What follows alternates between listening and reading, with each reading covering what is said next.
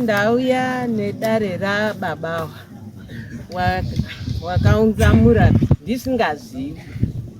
Sabhuku haana mutauriri, inini haana unditaurira. Zvino apa paitoitwa kiu, vanhu vachitopinda vachirapwa, zviro zvizhinji zvaindopiswa, makona evanhu nenyi nezvimwe zviro zvaindopiswa ipopo paonini apa vari kugara pamusha pawavo.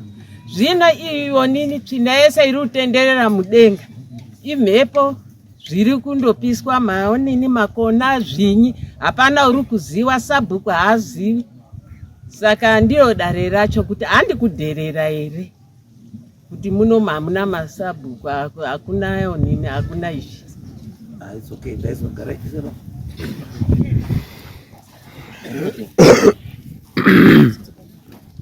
Ndamira pamberi pedare ramambo Mutasa. Ndamira pamberi pedare ramambo Mutasa. Zvese zvando zvechokwadi. Zvese zvandichataura ngezvechokwadi. Nyepa icharaswa nemhosva. Ndikanyepa ndicharaswa nemhosva. Mwari ari mubatsiri wangu. Mwari ari mubatsiri wangu. Pamusoro yechangamire nedare rese rakateerera. Ini ndinoitwa America machikanzombe. Nyaya yataurwa apa yekuzi kunza varapi pamba ishenda sabhuku vasingazivi. Inini pamba pangu pandinogara mudzimai wangu wakabatsirwa matwinzi. Saka kubatsirwa kwaakaitwa matwinzi wakanga ari kwana Sikuru kwaTezvara. Kana Tezvara ndakangounga ndakakumbira wangu kuita padhuze nehospital.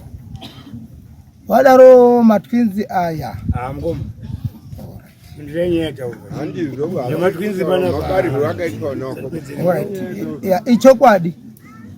Ichokwadi murapi wakauya pamba pangu pari pachechi. Ichechi ndiTezvara wangu watinoita zvechechi. Saka wakauya pamba wachida kuedza kubatsira vazaya wavo wakanga usikuita zvakanaka matwinzi. Wataurira sabhuku. Andina kunga ndakataura sabhuku ndikusaziva. Iyo inyaya inoyi ndakanga ndakatotongwa. Ndechitonga handinonga ndakataura masabhuku ndikusaziva. Ndisingazivi kuti kuya kwakaita Tezvara pamba pangu wachida kunga wachiona vazaya nekubatsira zvaida kunga zvichisumwa. Right, nyaya yako iri very haina umbainga titorere nguva. Nyaya yako iri pekuti hausida kutaura chokwadi. Hausida kutaura chokwadi chekuti ndiwo akadaidza murapi. Because asana ndamona Tezvara anoti nyekuti ing'anga akangosvika pano vazukuru akutoshopera. Hakuna zvakadaro. Raini rakutoya rakutoshoperwa ndisekuru auya kuona vazukuru badzi. Ndini ndakavadaidza kuti vauye kuzoona kuti vanorapa. Saka zvoutaura ndizvo zvatikutaura kuti wanga uri kunyepa. Izvo wachitaura chokwadi manje. Kuti wakadaidza sekuru kuti murapi auye kokubatsira. Handiti asi sekuru auya kokubatsira ndobva watanga kumutsvagira makastoma. Izwa hondo yako payakatangira kukunetsa pakaita dambudziko rako ndepekuti dai kuri kunzi akangoti kubatsira iwewe muzaya wake zvobva zvangoperera papi ipapo. It's allowed. Munhu wese ane privacy yake nechii handizvo papasina need yekuti utaure sabhuku kana kuti chii. Although chinonzi chirango chatimba. It's very important pachiwana kuti unoti unosuma whether sabhuku ari kuzvida kana kuti haazvidi, asi wadii kuti wazive kuti muarea pane chii zviri kuitika. Asi pazoshata ndepekuti haana kuzorapa iwewe badzi. Pakuya vanhu vari kuya kodini manje papasejari pamba pako iwo pochita pasejari manje. Ipapo the moment pakangotanga kuya vanhu vachida kubatsirwa apa waifanira kubva watosumuka wabva ndaona sabhuku pane munhu wangu akauya akadai. Saka wakutodini angakumbirawo kubatsira vanhu. Wobva wapiwa chii because tine mutemo isusu bambo. Panewo chinhu chinonzi tsika mutanda.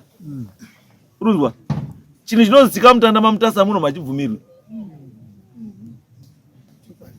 Yes. Saka hatichazivi kuti munhu wakadaidza nditsika mutanda here, mupostori here, chii hatizivi.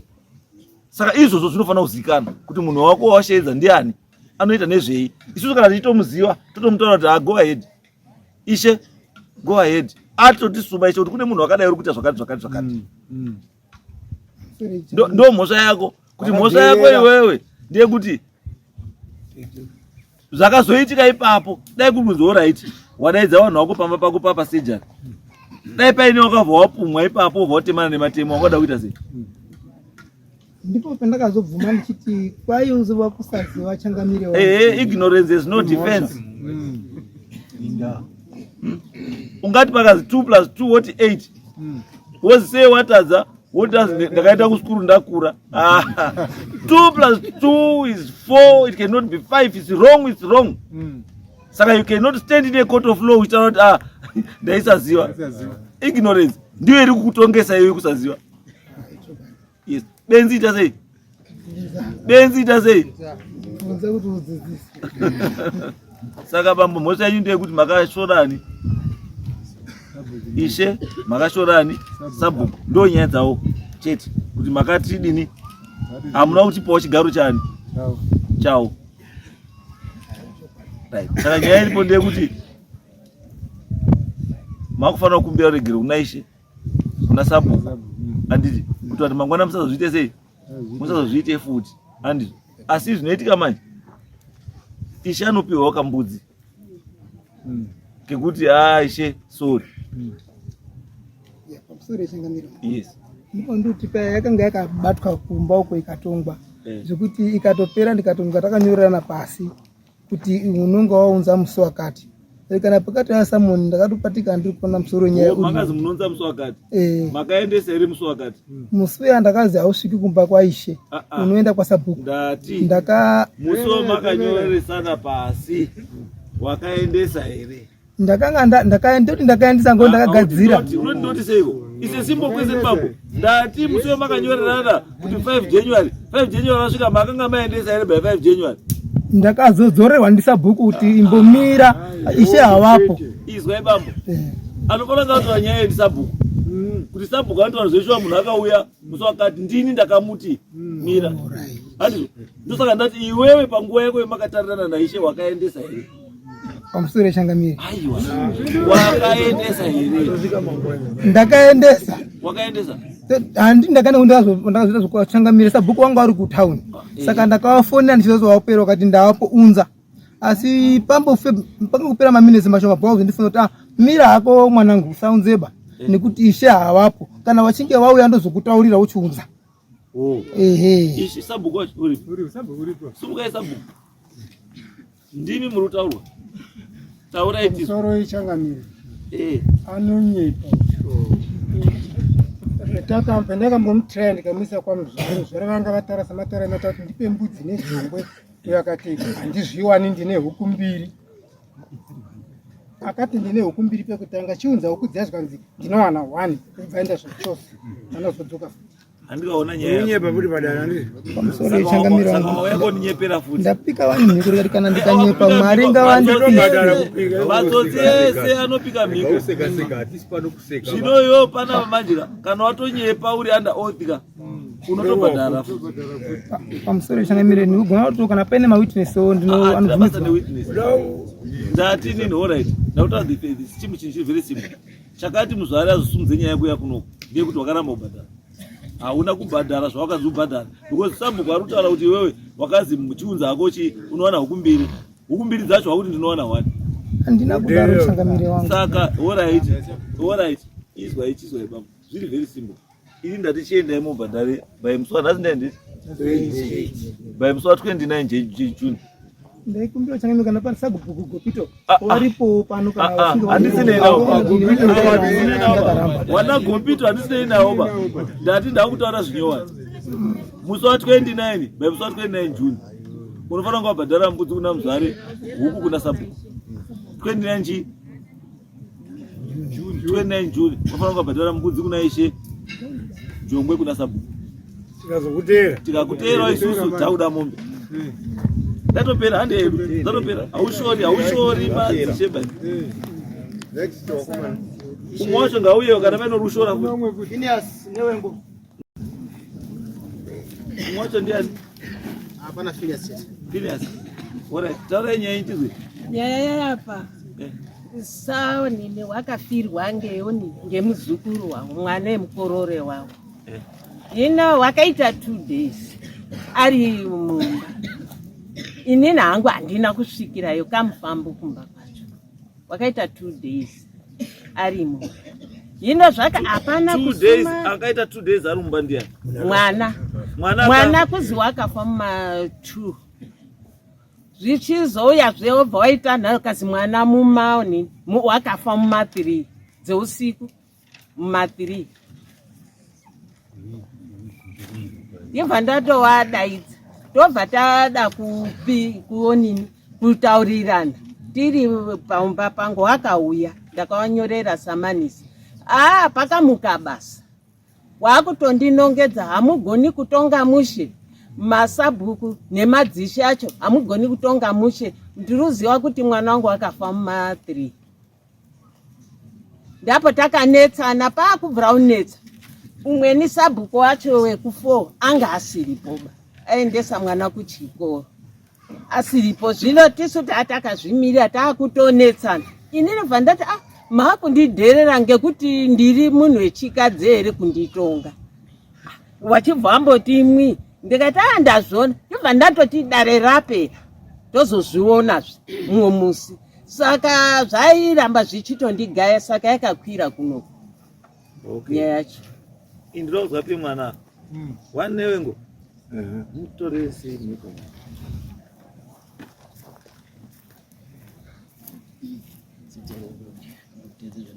ndamira pamberi pedare mambo mutasa ndamira pamberi pedare mambo mutasa zvese zvandichataura ndezvechokwadi zvese zvandichataura ndezvechokwadi ndikanyepa ndicharaswa nemhosva ndikanyepa ndicharaswa nemhosva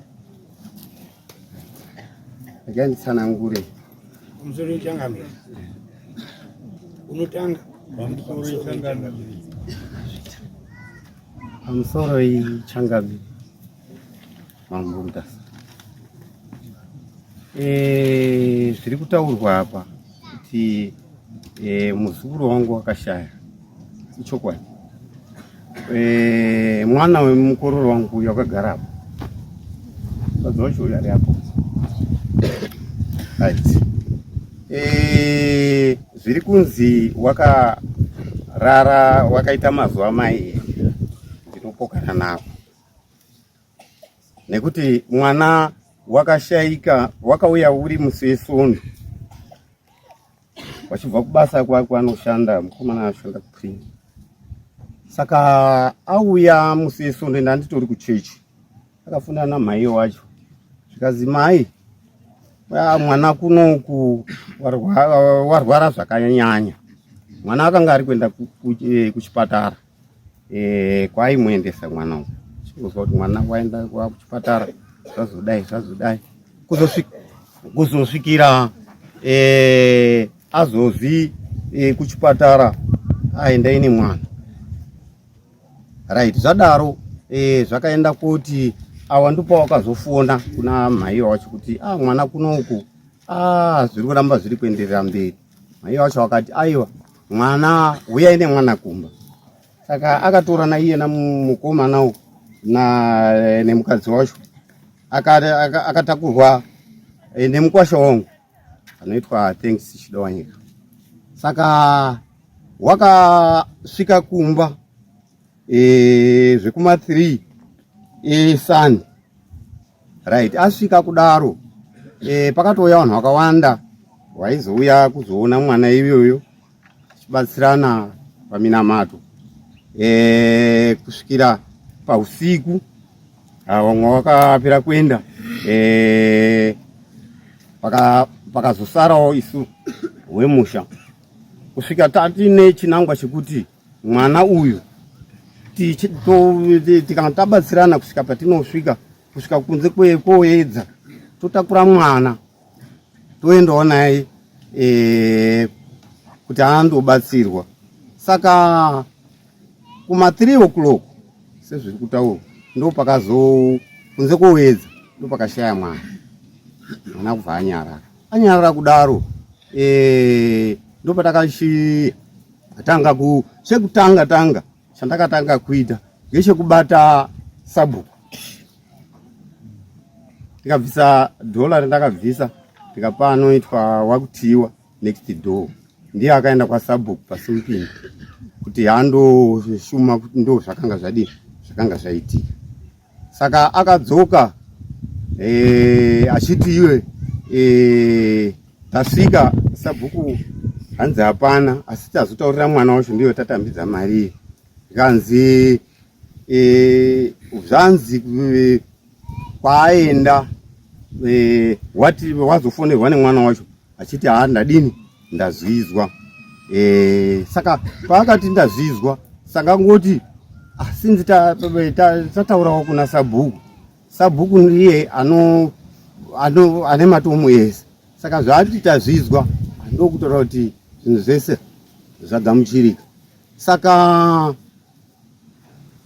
tanga tiri kumirira ona Tezvara kuuya kwawo. Saka ona Tezvara wakazosvika zvekumanguva dzinedzi. Saka wasvika ndo chimiro chiripo. Pakamboitawo hapo makakatanwa nana Tezvara zvekuti pakazoitawo nemari dzekuzondoripisana nana Tezvara zvakanga zviripo.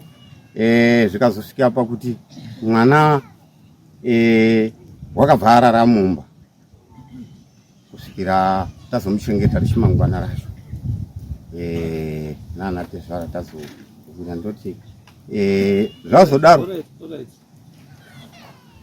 Apa nyaya iripo ndeyekuti mwana akarara mumba 2 days. Ndo pane nyaya iripo. Ndo saka chiripo necho tinoda kutaura chokwadi.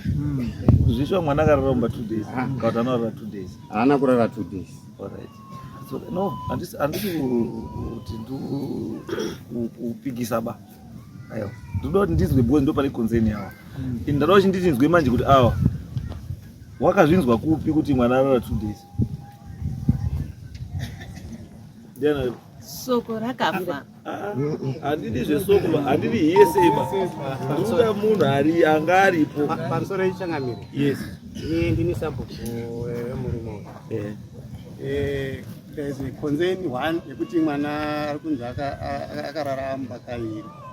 Then other issue hawana kusuma muzvare ba kuti kunokwaitika nhamo. Sabhuku indanga ndisipo ba ini ndaendawo kwanda ndapfekedza mwana wangu echipo. Saka wakangosvika mwana ari pamba kwakusiya musuma wawo pamba. Then another concerning issue wakatoita program dzawo dzese dzekuiga mwana pasina ishe pasina sabhuku akanonocherera mwana wawo pasina sabhuku kana ishe anga aripo pazvimbo. Saka ishe wakazondibvunza ndadzoka kuti ko iwewe zvinhu zvako zvakawanda pandawatsanangura ndikati inini ndanga ndisiri panzvimbo pamuzvare. Saka wakapiwa nani nzvimbo yekuti wachengetere mwana wawo. Ndikati ipapo inini muzvare handichakwanisi kupindura ba zvakutoda iwe. Ndosaka wakadaidzwa kuya kudare kwamuzvare. Wakauya kudare kwamuzvare muzvare havana kugamuchira bhozi wakatouya wari mob watopinda muyadhi mamuzvare padare pamuzvare. Umwe nomwe anga kutaura zvaanotofunga tsida kuti tizive kuti nyaya iyo yakambomira sei. Akambotaura kuti mwana akafa kuma3 akaita 2 days ndiyani. Shoko rakauya kuna muzvare nevanhu vekuchechi pababa avo vanopinda United avo. Vari kutobva kurufu ndo wakataurira muzvare anga ari pamba pake. Vakabvunza kuti kune nhamo zvikanzi hamuna kuzvinza. Kanzi handina kuzvinzwa. Saka zvakaitika rini? Kanzi mwana afa kuma 3 AM. Inini ndanga nditoriko kumba 3 ndakazosimuka pamba inini kuenda pamotikari na 6 dzemakuseni. Handina munhu akasvika pamba pangu from his homestead to my homestead is about 250 meters. Havana kumbonditaurira kuti pane urwere kana kuti panapa pane mwana afa. Kusvika ndatoenda ndakutown around 11 o'clock ndipo ndakazotosirwa message nemwana zvikanzi kunoku kwasvika vanhu vekwachiura vari kuti pakaitika dambudziko. Ndakatoisa message ndikati ngavaende kwamuzvare vanotaura muzvare. All that did not happen. Kusvikira vanoiga mwana wavo. Mamwe masabhuku akazoendawo kobata maoko ndo akazotobvunza kuti ko seiko muzvare mavataurira here sabhuku ari kupi? Kati sabhuku hapana. Zvikanzi ko zvimwe zvese zvamuri kuita izvi muri kuita muinani. Ndopo wakazotora mari kutopa sabhuku. Pana sabhuku ari pana panonzi Gopito. Mutumbo wakutobuda mumba kuti washume muzvare. Right, it's okay. Nyaya izvo. But main issue ndatoona iripo. Inyaya yekudhererana. Muri kuzvidzana. Muri kuedzana masimba.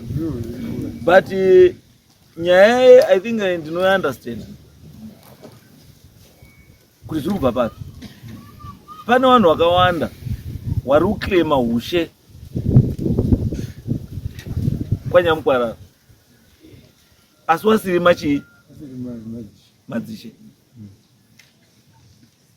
ndo padoti paite kliva kwaNyamukwarara. As of now kuna ishe 1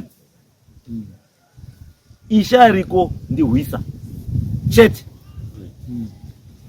hakuna umwe ishe ariko kwaNyamukwarara. Izvozvi ishe ariko ndatichi i1 chete, hakuna umwe ishe ariko. Titesa nditi saka pane wari kuuya vachikunyeperai kuti isu tatopo tisu uyu akati zvakati uyu akati zvakati. All that is wrong. Kana kwaita umwe ishe tinodzika kwaNyamukwarara toya tokutaurirai kuti apa pana ishe hwisa naishe nhingi apa naishe nhingi apa, vanogurirana apa, vanogurirana apa, vanogurirana apa. Kana sati taita izvozvo, it means kuti zviriko izvozvi ndo zviriko.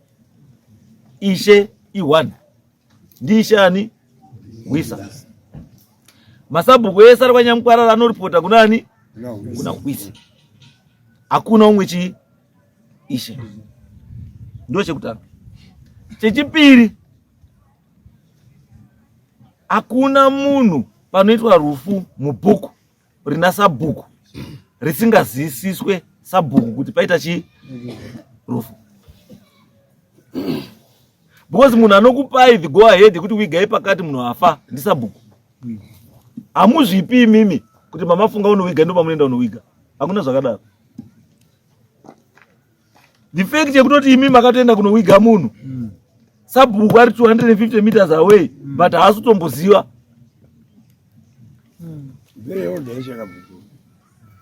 Then means pane problem. Then chimwe chandandoda hangu just for interest sake kuti ndiyazongoziva hangu kuti mwana wezvecho akafa nguwai. Mwana uyu pakawigwa pakatowa burial order. Ndati mwana paakafa pakatorwa burial order here. Waridziwe mwana wadaire? Hapana. Munoziva here kuti imhosva yekuwiga munhu pasina burial order? Because pandatanga kuona kuti zveshuwa muri kudherera sabhuku kana kuti sabhuku was not aware, inyaya yekuti anoenda koburisa burial order kana kuti death certificate ni sabhuku. Ndiani kunyorera ichi? Samu. Saka kana zvisina kuitwa izvozvo, it means pane kakudhererana, element yekudhererana, which is wrong. Because izvozvi zvimhosva yemunaende kuti mapurisa anokwanisa kucheresai mwana. Munyazonditeerera zvakudaro. Ndati mapurisa anokwanisa kucheresai mwana izvozvi. Kunokwanisa kuiswa kutopiwa exhumation order yekuti endai mootese mofukunyure mwana iyeye timuone. And the reason why mwana iye achizoita sei achifukunyurwa is because panotanga kuuya issue yekuti pane suspicion yekuti pamakanowiga mwana without the knowledge yasabhuku kana ani, you had something to hide. Manga muine chinhu chamamuda kuigiridzai. Makaenda kowiga mwana pasina knowledge yani yasabhuku andizvo pasina burial order because mamuine chinhu chamamuda kuiga. Chinhu chamamuda kuigiridza chii?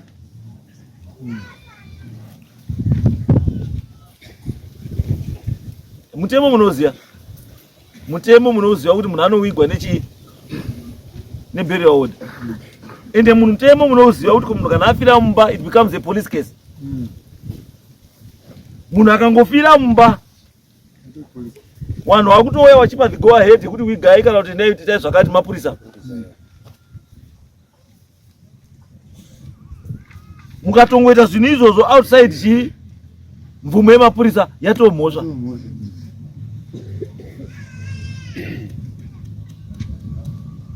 Munozizwa here? Saka mune mhosva yekuiga mwana pasina burial order. Ende masabhuku asikazivi.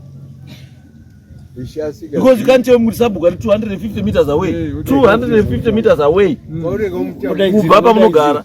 Pekuti ukasadaizira kuti hey apo hey kwashata kuno. Unotouya. But mota zvauzviita izvo. Ende makuwa makanowiga imimi. Makanowiga makuwa api?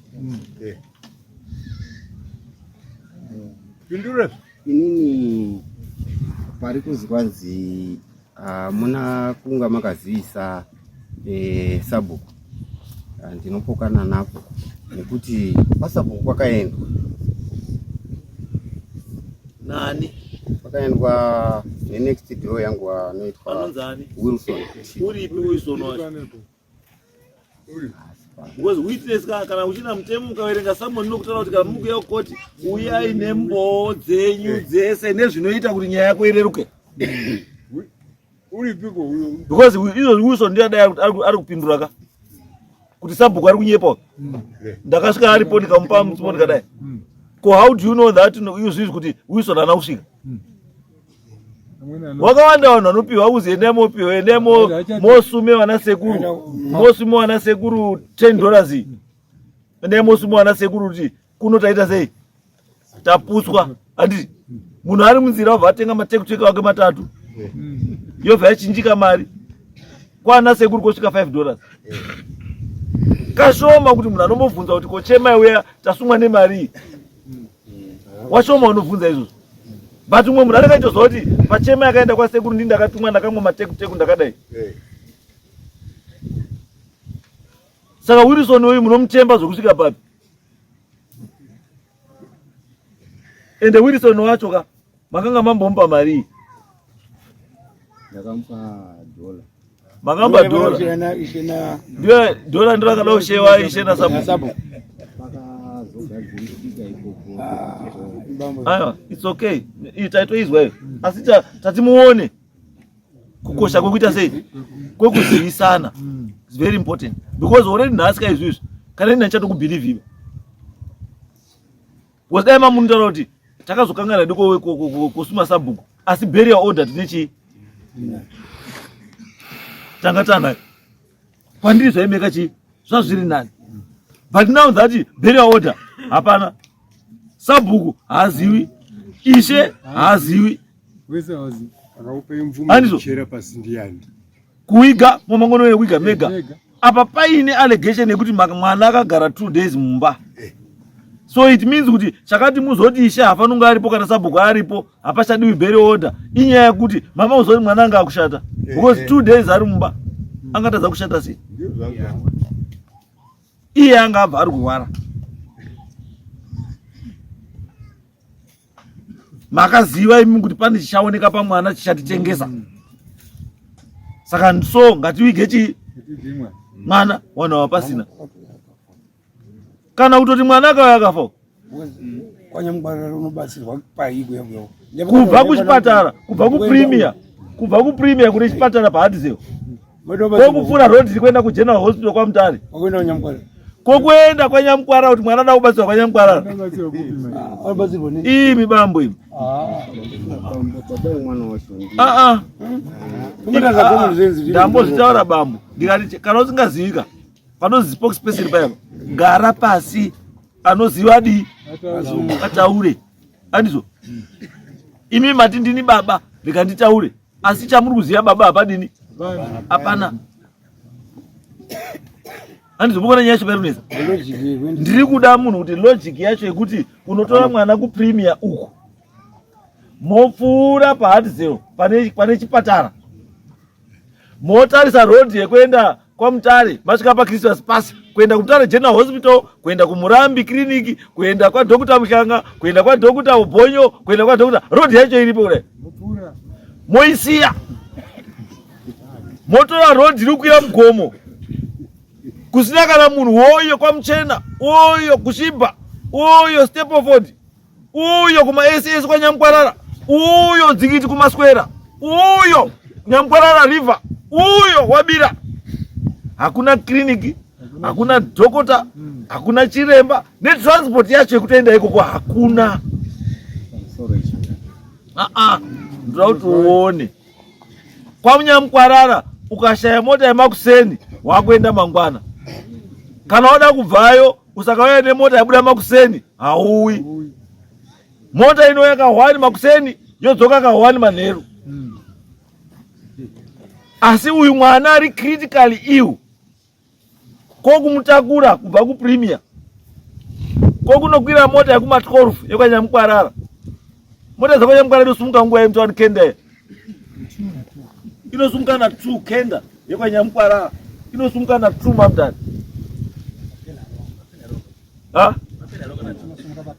Pena longa nani na 2 izosvika kwanyamukwarara nguva na 6 7 handiti right. Saka inini ndopa mukaona kuti pane kakunyepa kakawanda. Mamwine transport yenyu here baba yamakabva nayo kuPremier? Makabva kuPremier nguva 11 mukasvika nguva yekwanyamukwarara kuma 3 handiti. Saka masvika kuma 3 mwana anga chimupenyu, anga rupenyu, anga rwara nei? Repamoyo. Saka kwanyamukwarara ndo kwakuenda dhokita yemoyo. Takatobudiswa muchipatara nzibuda yenyu nechikonzero chekutanga.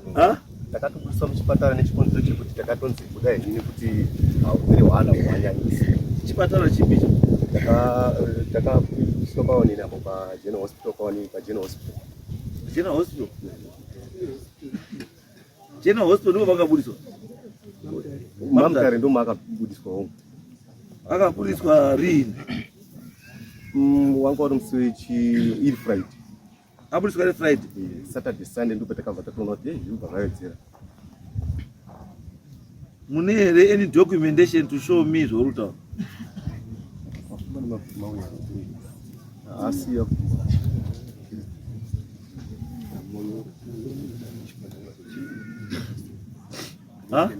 Wasiya kumba hana kuya ni mani. Mune here any documentation to show me kuti zvamutaura is correct?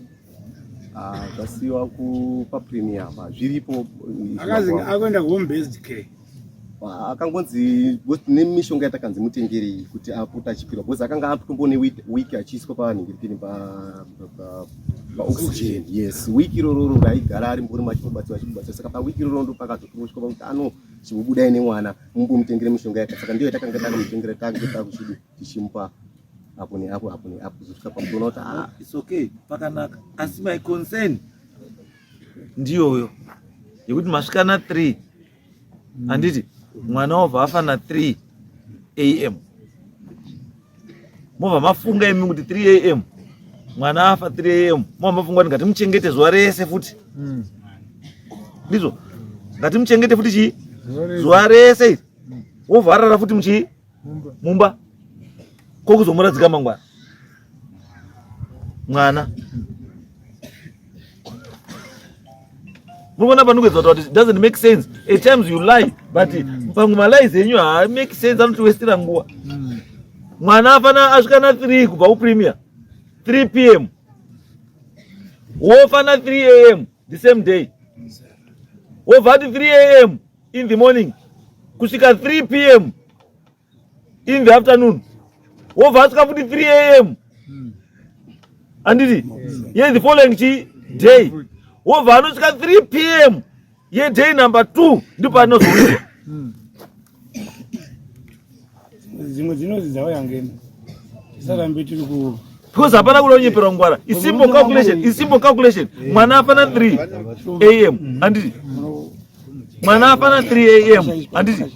Mwa masi afana 3 AM. Mwa mamuchengeta kuti 3 4 5 6 manhero aya kuchakasvipa. Mwa mati from 6 AM muruzandwa from 6 AM kusvika 6 PM mwana ari mumuchii futi ari mumba andizvo. Kochiti 6 PM to 6 AM again mwana ari pai futi ari mumba. Kokuzoti kumameno kana makawiga kuma 11 kana kuma 12 kana kuma 1 kozonowiga apa hapana kuti takanonoka tiri kutama muri pepa. Alright, ndakubvunza simple question. Mwana izvo afana 3 AM chakakutasai kuti muige mwana the following day chi chakakumisai imi kuti chi takanga tiri kumira vanatezvara Umapepa. Vanatezvara vanogarepo vanatezvara vanogara kwaHondevhari. kuHondevhari. Saka mamira vanatezvara vakasvika nguwai? Vadai nguva dzinedzi. Vadai nguva dzinedzi vari kusvika. Saka muri rambei 2 days kutaura. Saka 2 days kuti kutaura muri rambei 3 AM. Dzinoita 2 days kusvika nguva dzinedzi. Ndopandiri kuti aiwa bambo muri kutaura. Pamwe pacho bambo. Munozwa isusu pacho vanhu kana tichiti 2 days tiri kuti ndotosiyana. Nepamwe ndipo tikusiyana. Kuti kana tichiti 2 days tiri kuti chii? Usiku hungani? Wiri. Usiku hungani? Wiri. Mwana akarara mumbangu usiku mingani?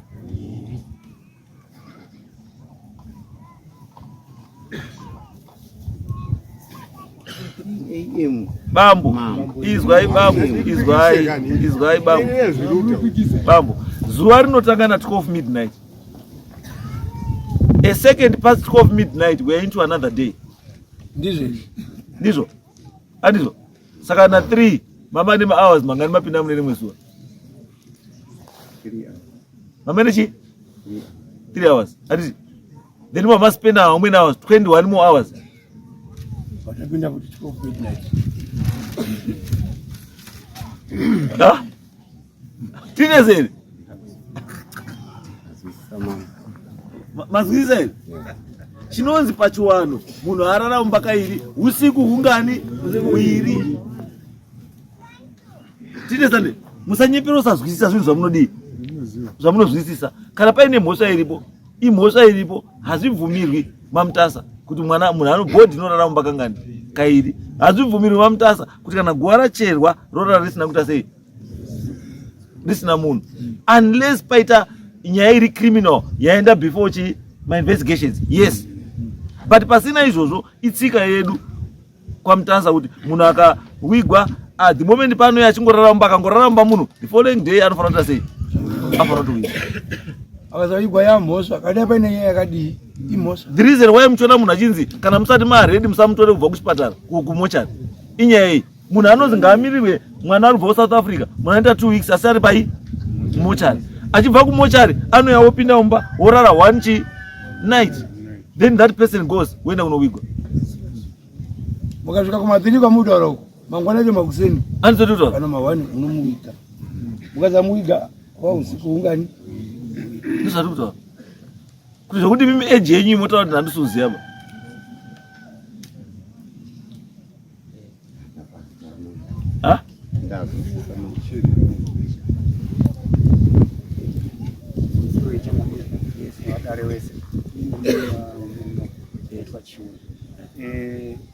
Chinhu chakangoti delay ipopo pakaitika chiitiko ichi. 3 dzakasvika vanatezvara dzadzisiri there another day. Ranga ringori zuva racho iro akanonoka kusvika sezvakaita iko zvino tozwa shoko tobva tanonoka kusvika ndo zvakaenda koitika kusiri kwekuti mwana afana 3 am wanatezvara wosvika na 3 chakauta sei kuti muwige mwana na 4 pm na 3 pm chi kana wanatezvara wakasvika na 3 wakazoita matare avakanetsana. matare ndo akazoti izvezvo matare enyu kaiwa ndio akakupinza into another chi.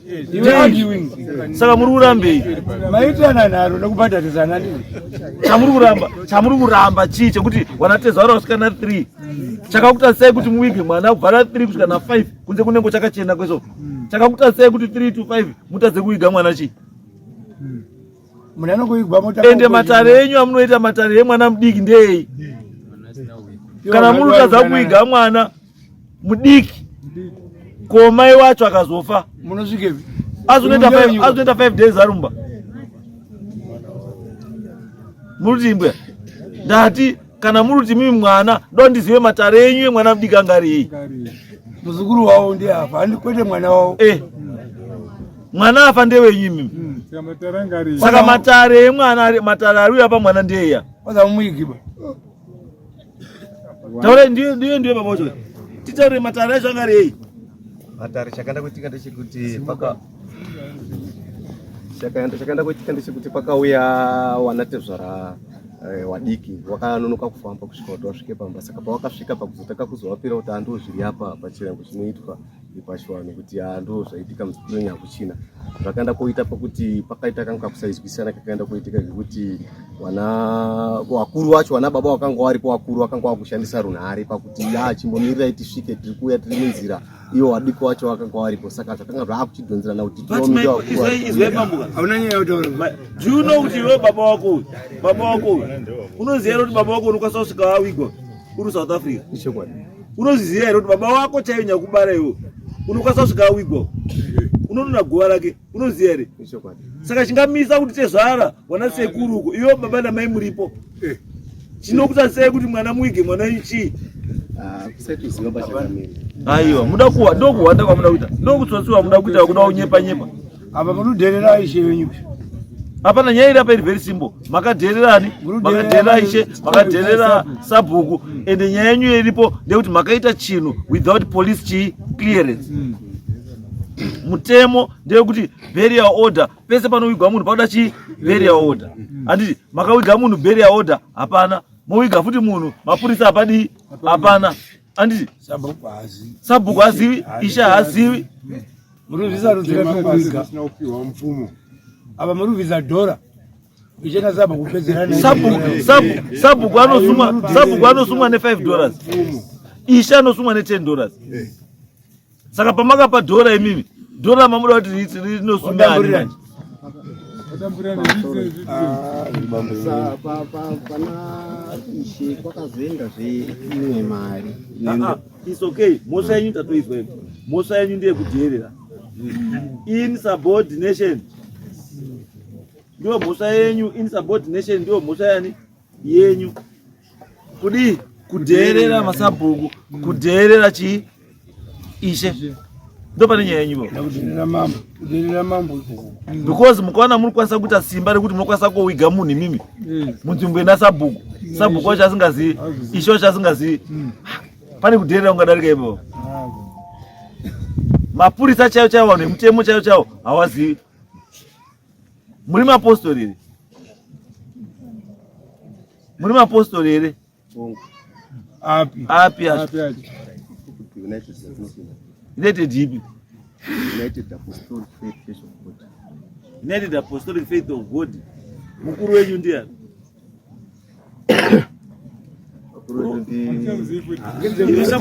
Nyaya dzako dzekunyepa panapa kaiti.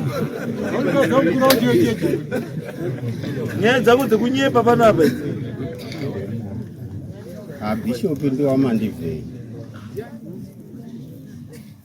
Uyu Mandivhei angarubvaito angarusakubva ukuenda kusakubva zvisedha munhasi kana mangwana. Kauta angarubvaito manirana. Ndiye kaya Mandivhei. Ani Mandivhei zvozwari kumusangano. Saka mutora Mandivhei wandinoziva ari kumusangano ndoziva vane machechi musakubva nhasi mbaito nechiwo. Mutandizive. Saka musaninyepere huda nyepa wada zindopinda. Iyo haupindi postori iyo. Haupindi chechi iyo sanyepe iyo. Haupindi chechi iyo usanyepe. Iwo uri mukorokoza iwo usanyepe haupindi chechi iyo. Ndotenda mambo wangu tinobashira. Ndizo hatidi vanhu vanonyepa. Vanhu vanonyepa hatidi chingobhilieve zingoripo chokwadi chiripo tongotaura zviripo toona kuti nyaya yenyu iripo ndekuti makadherera ishe ndo chichemo chaishe nasabhuku makawadherera. Chipaiwo ishe munombomutsvagira kambuzi kekuti adye. Sabhuku momupa wakaguchonge kake. Asi misumo yawo yamaifanira kuwasuma $10 yake ishe mupei nembudzi yake, sabhuku mupei jongwe rake $5 yake. Next time mozwa kuti pamune makuita zvamakuita munzvimbo mune waridzemo. Handizvo. And next time what you should do, hamuiti chinhu chisingateedzerwi nemurau wenyika. Handizvo. Murau wenyika unotaura kuti hamuigi munhu pasina burial order. Handizvo. Burial order it means panenge patori nepolice clearance ukaona yabuda. Mukawiga munhu munoona mangwana kwauya exhumation order yekutaura kuti cherai munhu harapwa because pane suspicion yekuti mwana uyu akaurawa. Kana kuti kafire kake kana kasina kunaka. munomuchereswa mwana nenyaya yekuti hamunotedzera chi mutemo. Handizvo chiendai muite izvo ndataura izvo 29 June 29 June mbudzi ne$10, jongwe ne$5. Endai moziva kuti kune asi ndakutaurirai kwanyamukwarara kuneisha chii taurirai